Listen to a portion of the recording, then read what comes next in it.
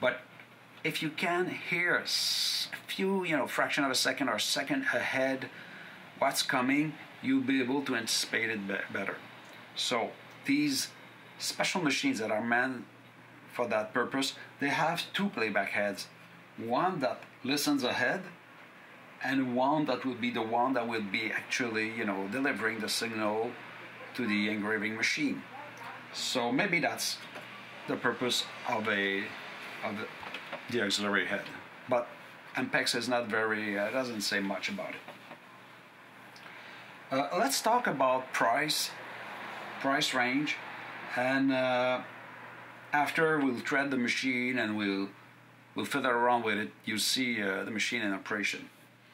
The machine in 83, 84, I think, was sold for $5,000 US. That was just the mono version with the smaller stack. That means the stack that has only one head with a full track head, and no console, no time code, no pedestal, none of that stuff. If you add all the bells and whistles, time code on that machine, and 4 channels, half-inch setup, pedestals and everything, you'd go around $9,000. At a time when a similar machine by Studer was about $12,000. So, you probably know already, and you're aware that Ampex and Studer were the two big manufacturers of professional grade open reel machines. So Studer were more expensive, especially they lasted longer. They stopped manufacturing open reels. I think it was mid-90s. I'm not sure what I'm saying. Do your own research and correct me in the comments below.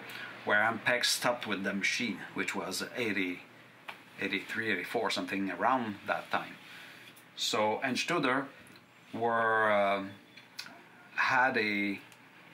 they have a better reputation for hardware and design, audio performance. But we're talking, top of the line machines now. We're not talking domestic tape recorders. So they are meant for day-to-day usage. They are on all day long. You don't turn them off, and they roll all day. So that's about the pricing of the machine. Let's say 30% cheaper than a Studer for similar performances. Because, from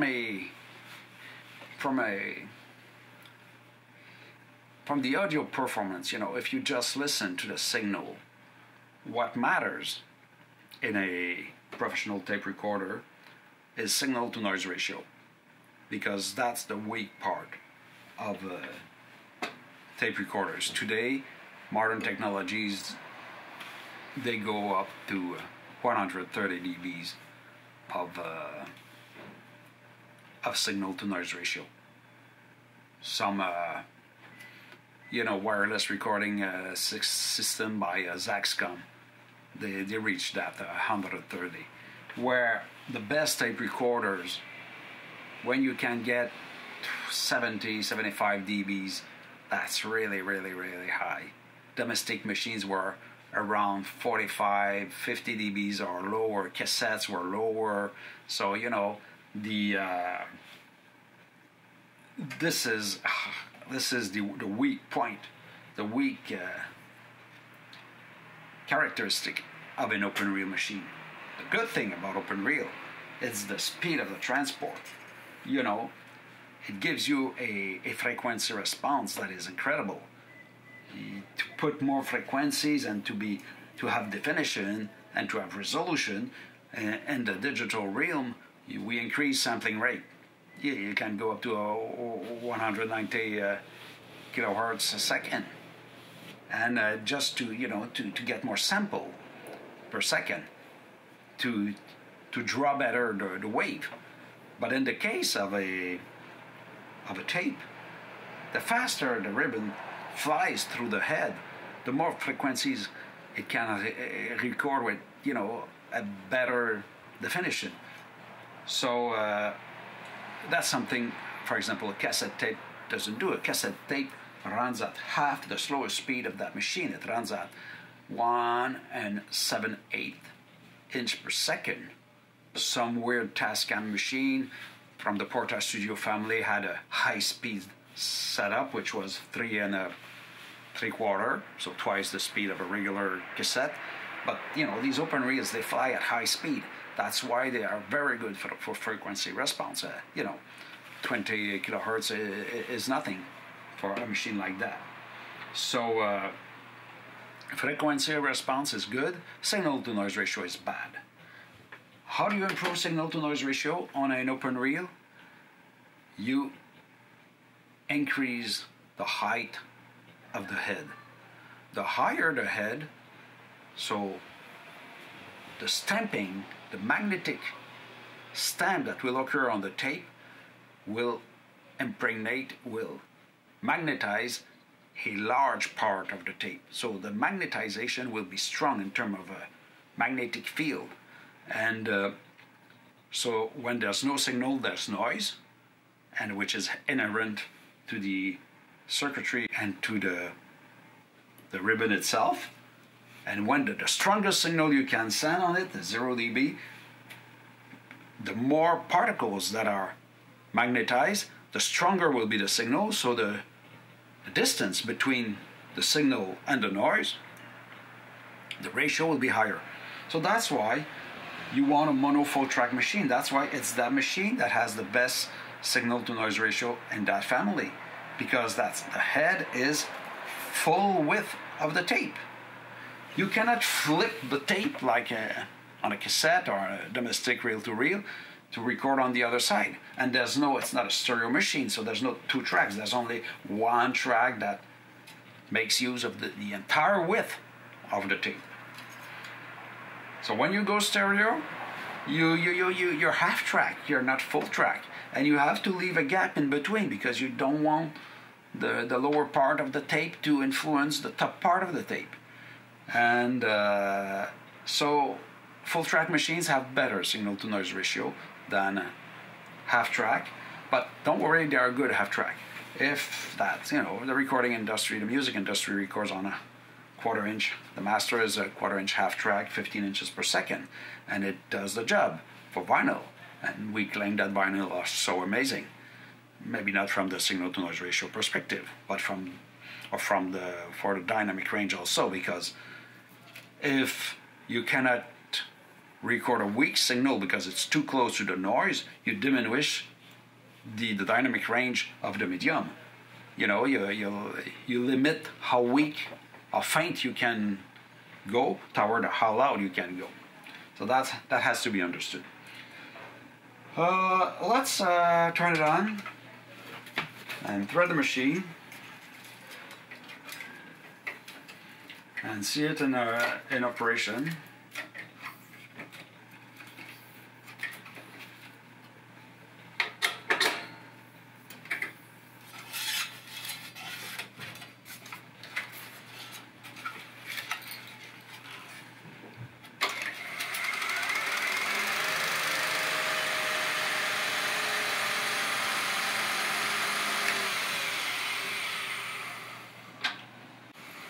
So the shuttle mode allows you to go fast.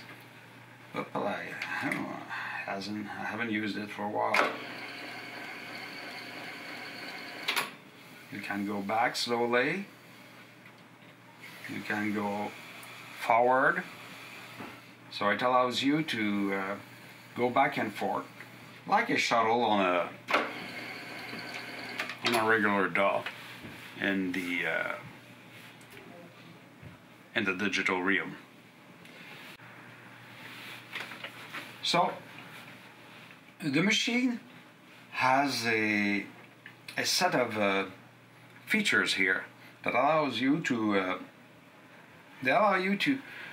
do your editing more accurately. Like you can zero a specific point on the tape. let's say, oh, this is where I want to, so I press Q, and the machine remembers that very segment, that very moment, and you can go further away on the tape.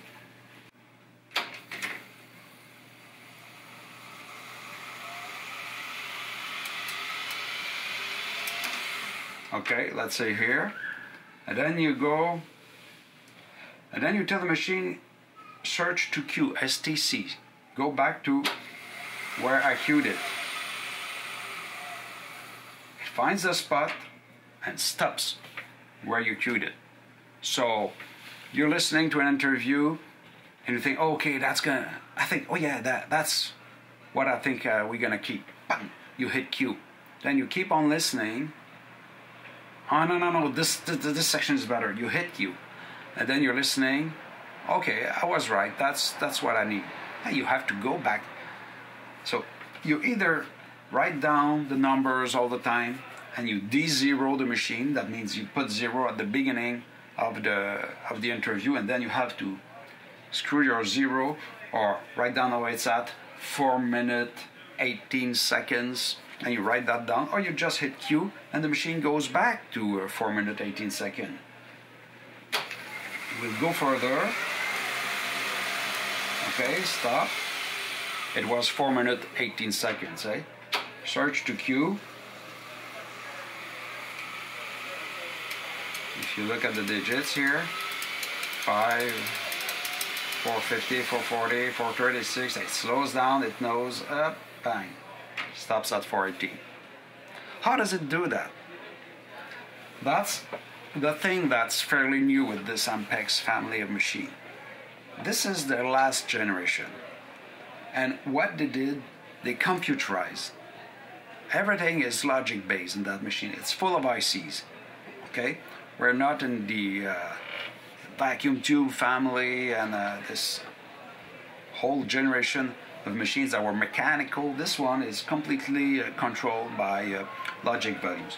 Underneath, that wheel spins, keeps track of the ribbon. There's rubber on it. It doesn't slip. It tracks the back of the ribbon. That machine has a disc, a counting wheel. There's a disc underneath full of slots, and there's an optical system that reads all this slight interruption caused by that wheel spinning. These interruptions are counted. They serve a lot of purposes, and they are used in all sorts of situations. First, they track the speed. The machine wants to play back at a specific speed. They want the tape to travel at 15 inches a second. So it measures very accurately the speed of the ribbon and tells the motor, go back, the capstan here, and slow down, accelerate. It compensates the speed. It's a closed loop system. Also, when you're doing fast forward or fast rewind, you want the tape to travel at a specific speed. It doesn't keep on accelerating. It reaches its speed, its aim value, and it keeps it. It's because of the counter wheel. And when you switch speed here, whatever the setup there is, if it's the high speed or the slow speed system, the display, the counter here, the tape counter, remains in genuine minute, hour, seconds. It knows that if you're at 15 inches a second and the tape traveled 15 inches, it will show you 1 second. If you switch speed, the counter will display accordingly. It will display 2 seconds if you're at 7.5 and the tape traveled 15 inches. So this is a true time counter, where plenty of counters on machines, they just measure mechanical displacement of the shafts. Okay, been spinning that much, it doesn't know the speed at which you're recording. So they are meaningless.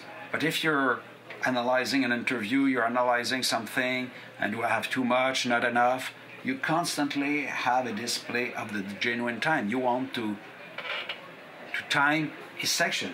You reset it to 0.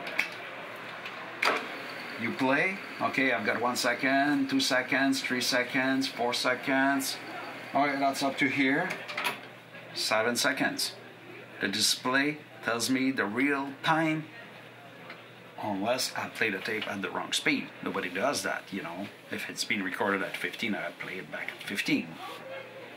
So, this is possible because of the counter wheel here.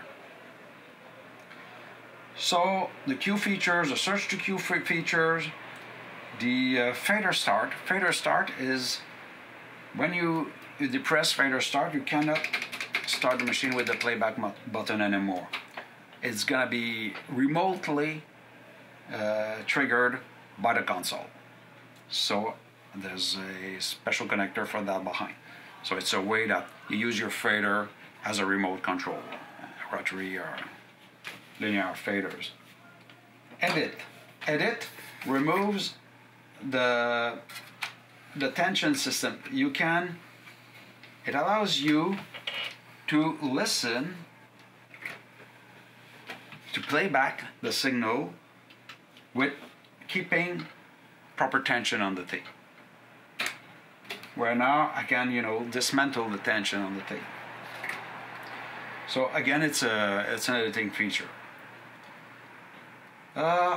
Standards. That machine works under 2 standards, either NAB, the American standards, or the European Community EC. Each standards, the European one, doesn't have the same EQ, doesn't have the same bias, and they don't use tapes that are set up the same way. You may be working with tapes that come from abroad and have to send your final recording in Europe.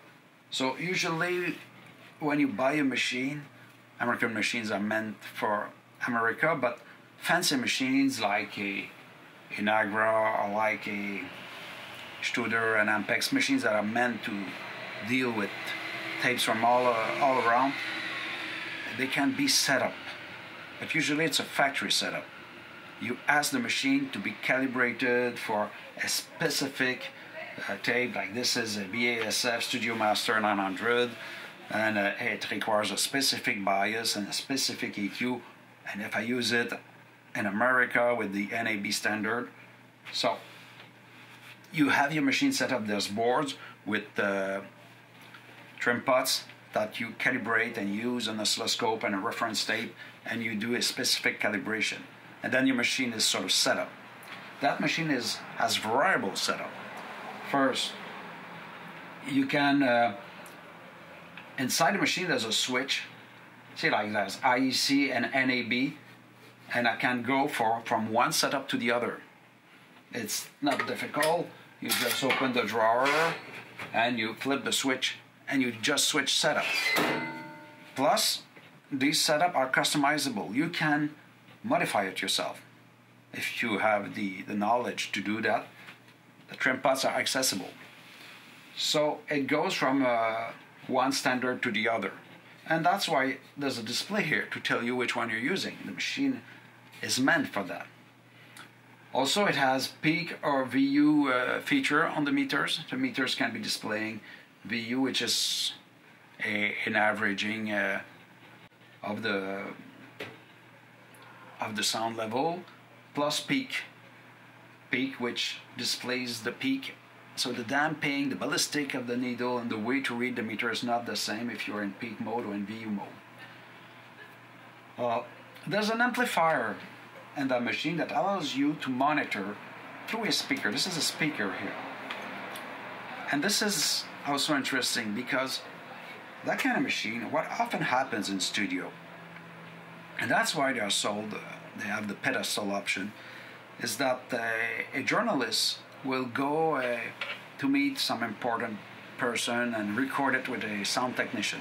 The sound technician will carry around exactly that machine, a Nagra 4.2 full track that has the same speed range as this one, 15 inches, 7.5, and the signal is recorded full width on a 1/4 inch tape, and we'll do an audio recording of the artist or the politician or whoever is being recorded. So you have a very good recording done on location with a portable machine. And then you come back, and often it's not the technician that has to do the editing. The journalist, the interviewer, has to spend time, sometimes half a day, listening and listening again to the recording and deciding what is kept, what will be rejected. So that person, who's not a studio engineer, will have to come into the studio where the machine is and spend half a day surrounded by people who distract him, and listen, go back and forth, and write down notes.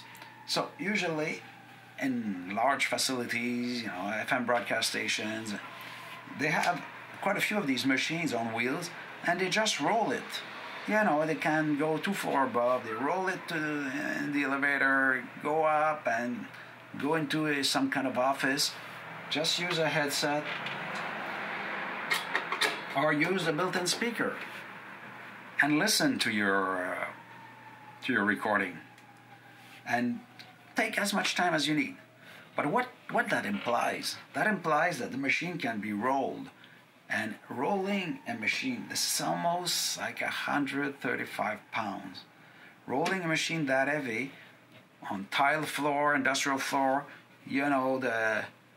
the jump between the floor and the elevator, and rattling it like that, you don't do that on an accurate machine, because you may disalign the machine.